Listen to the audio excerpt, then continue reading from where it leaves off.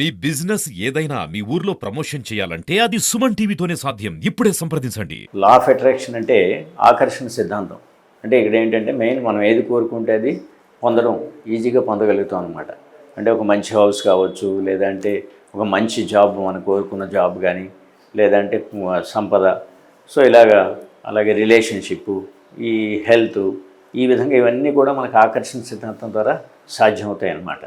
ఇది అంటే ఒక మన సైంటిఫిక్ బేస్డ్ ప్యూర్లీ ఒక రకంగా చెప్పాలి అంటే మనకు భూమి ఆకర్షణ సిద్ధాంతం ఎలాగైతే అది పక్కగా ఉంటుందో ఇది కూడా అటువంటిది అనమాట. సైంటిఫిక్ ప్రూఫ్ అనేది మనకి లభిస్తుంది అనమాట. సో దీని మీద చాలామంది పరిశోధనలు అవి చేశారు. ఇది ప్రూఫ్, ఇది ఫ్యాక్ట్ అని చెప్పేసి నిరూపించిన వాళ్ళు కూడా ఉన్నారనమాట. అంచేత మనం ఏది కోరుకున్నా ఇప్పుడు మనం కూడా చూడండి, ఎవరైనా ఫలానా వాళ్ళని కలవాలి అని చెప్పేసి అనుకుంటే ఒక 4-5 రోజులు కలవాలి అనుకున్నప్పుడు ఆటోమేటిక్గా మనకు రోడ్డు మీద కనిపిస్తాడు. అదే ఒక రకంగా అది ఎవిడెన్స్ అని చెప్పేసి చెప్పొచ్చు అనమాట. ఇలాంటివి మన నిజ జీవితంలో ఒకసారి మనం పరిశీలించి చూసుకుంటే అనేకమైనవి జరుగుతూ ఉంటాయన్నమాట. అయితే ఏంటంటే ఇప్పుడు ఈ లా ఆఫ్ అట్రాక్షన్ ద్వారా మనం సంపదలు ఇవన్నీ పొందడం అనేది అంత సులువు అని అనుకుంటే సులువు కాదు, కానీ సాధ్యం అన్నమాట. దానికి ఒక ప్రాపర్ వేలో మనం ప్రాక్టీస్ చేసి, ఒక ప్రాక్టీస్ సెషన్స్కి అటెండ్ అయ్యి, ఒక కోచ్ దగ్గర మనం ట్యూనప్ అయి చేసుకుంటే, ఎందుకంటే పెద్ద పెద్ద ప్లేయర్స్ సైతం, విరాట్ కోహ్లీ లాంటి ప్లేయర్స్ సైతం ప్రాక్టీస్ అనేది ఉంటే కానీ వాళ్ళు ఏమీ సాధించలేరు.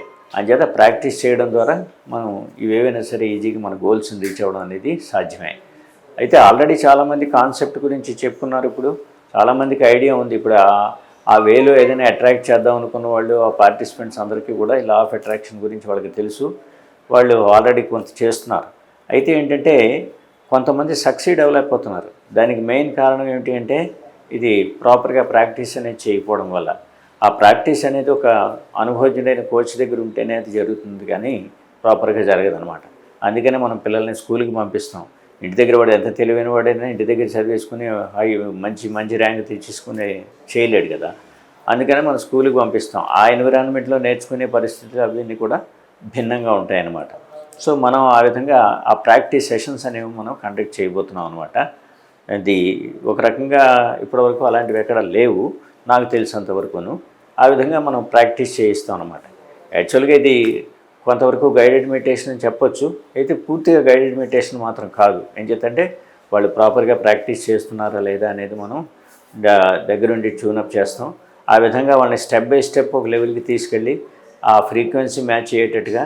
ఏం చేద్దంటే మెయిన్గా ఈ లా ఆఫ్ అట్రాక్షన్ అనేది ఫ్రీక్వెన్సీ బేస్డ్గా నడుస్తుంది అనమాట.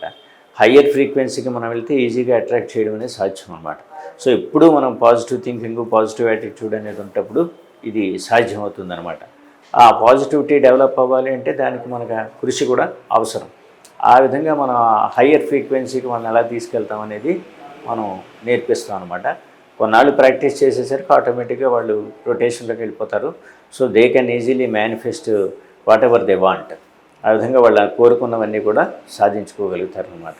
దీనికి సంబంధించి మనం క్లాసెస్ కండక్ట్ చేస్తున్నాం. ఇందులో అనేక అంశాలు కవర్ చేస్తున్నాం. ఇవన్నీ కూడా మనకి ఇచ్చేస్తాం.